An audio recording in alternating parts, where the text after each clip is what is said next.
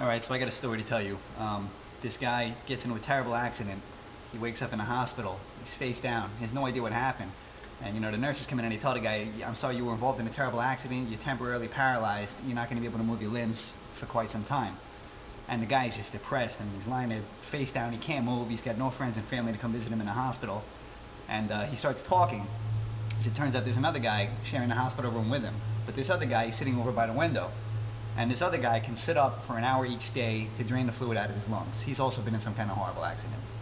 So the two men start talking to pass the time.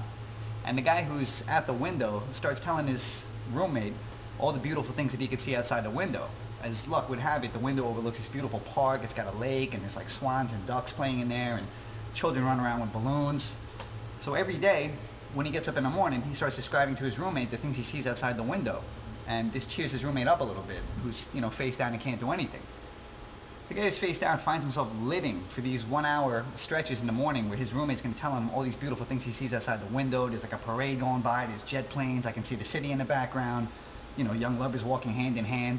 And it really gives him hope. It kind of keeps him going, One morning, the face down guy wakes up and he calls out to his roommate. He doesn't hear anything. So he gets kind of worried. He starts buzzing for the nurses. The nurses run in and they find out that the guy by the window died sometime during the night. He's dead. He's gone. So they cart the body out of there. And then the face down guy is depressed, but in a couple days his body starts to heal up and they're able to flip him over onto his back.